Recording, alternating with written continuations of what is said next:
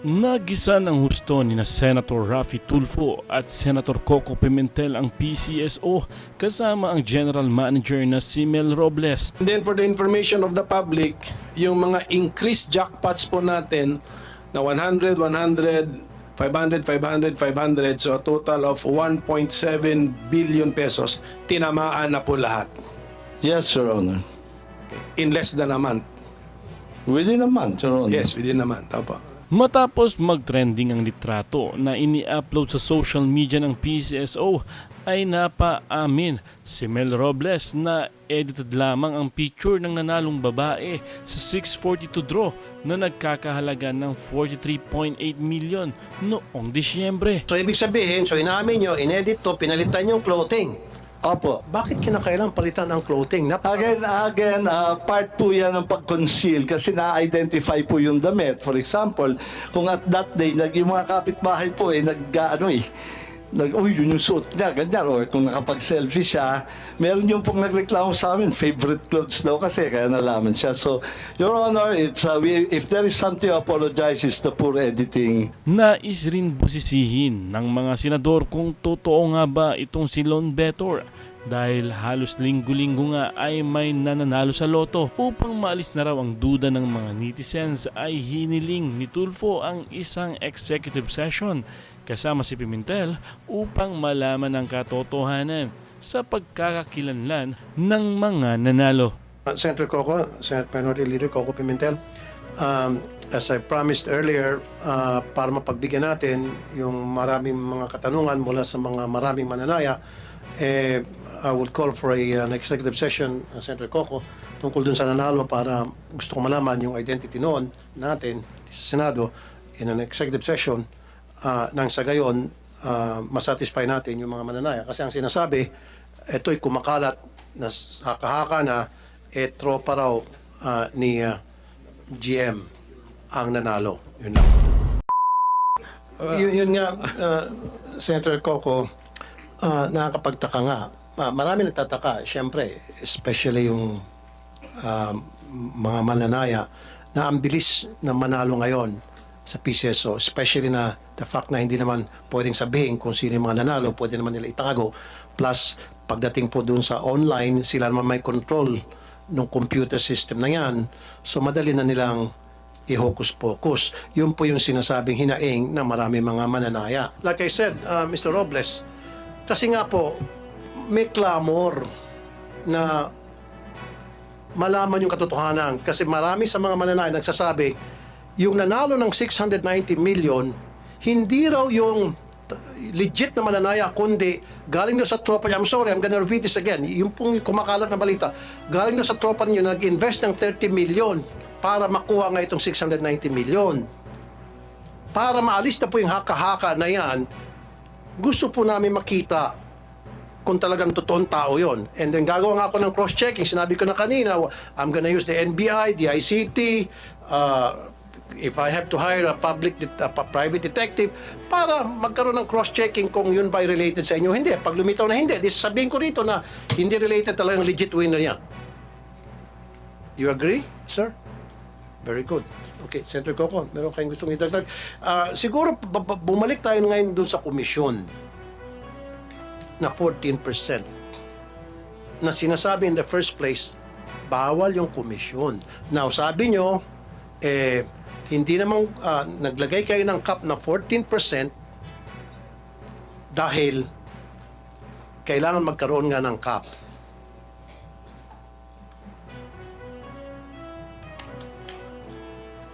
Dapat, hindi nyo kinonsider that as commission.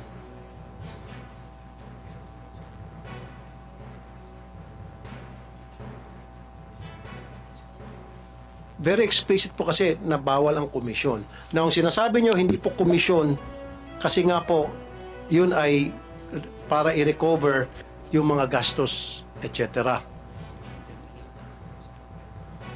Pero sa contract po, sir, lumilitaw po na yun ay payment as commission. Yung 10 million. Ito po, payment of sa 13.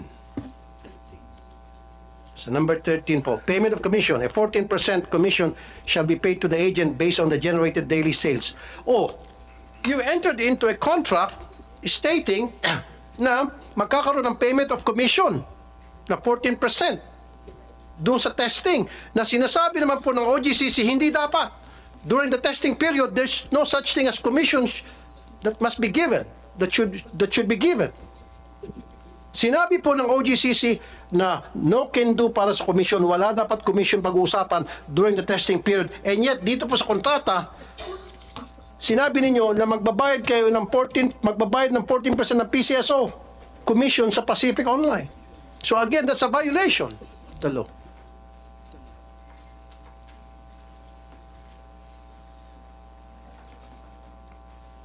And this is tantamount to graft and corruption, sir. I don't know, maaaring hindi po kayo makakasuhan dito. Maaaring mga kasamahan po ninyo pwede makasuhan dito ng graft and corruption. Kung sino man po pumirma dito, sino man pong nag-instigate nitong kontratang ito. Graft and corruption po, maliwanag pa sikat ng araw. Ito pong kontratang to. Dami pong butas.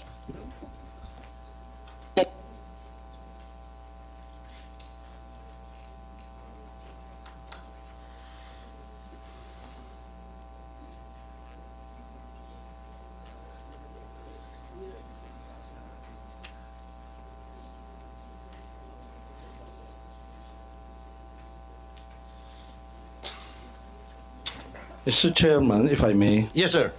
I think the guidance is for us to have a reasonable cost. So we will have to determine din talaga yung reasonableness ng cost nila. But as I've said, we're putting a cap on that. I on the understand, sir. 14%. I understand. Sana po, hindi niyo po sinabi dito sa contract, payment of commission. Sana nilagay niyo, payment of recovery. There's a big difference between payment of recovery and payment of commission. Yung payment of recovery, hindi po bawal yun. Trust me, hindi po bawal. Pero yung payment of commission, bawal po yun. That's tantamount to graft and corruption. Ito po, very clear, oh. Number 13, payment of commission. Na bawal dapat. During test run, there's no such thing as commission being paid. Di ba, sir? Maaaring nga sabi ko, maaaring hindi ka makakasuhan dito. Pero yung mga kasamahan mo, maliwanag pa sa sikat ng araw na may kaso pong graft and corruption.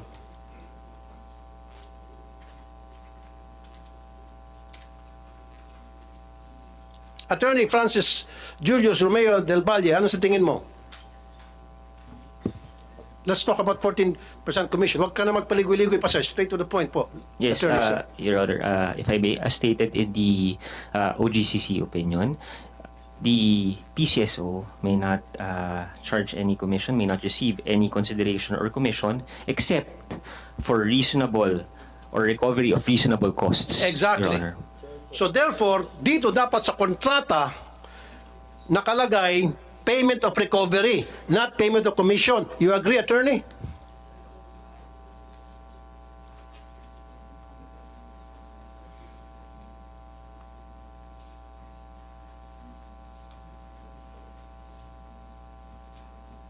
Sir, If PCSO can justify that 14% constitute reasonable costs, then that's the no sir, I'm talking about what's stated in the contract. Come on. Sir, lawyer ka, di po ba? Alright. There's a big difference between payment of recovery and payment of commission. Yung payment of recovery, wala tayong problema doon. Kasi pinapayagan naman yon.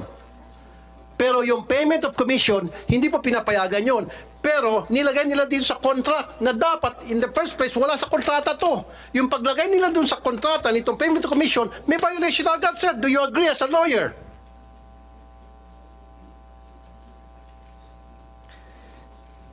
Your Honor, subject to the rules and regulations of the Commission on Audit, to audit the commission to be received by the PCSO, I submit that that commission is not Okay. allowed based on the Not allowed. Okay. based on the contract review. Yes, thank you. Thank you. So therefore, sana hindi nilagay niyo dito, Mr. Robles, na payment of commission kasi binabawal naman talaga. Ayan, sinabi ni Attorney De Valle. Sana nilagay niyo payment of recovery regardless kung yan ay 15 million, 20 million. Wala kang violation doon. Kasi sabi mo, okay, 50 million binayad namin for the recovery. Eh, yun talaga yung amount ng recovery. Magpakita ng resibo para pagdating sa commission ng audit, babanggain, talagang 50 million ang ginastos nyo. Hindi mo na kailangan ng cap-cap. Pero the fact na nilagay nyo dito payment to commission tapos 14% tumutugma pa kung sa anong nakalagay dito, tinugma nyo, nagbigay ka ng 14% sa sales. So again, violation na naman yan.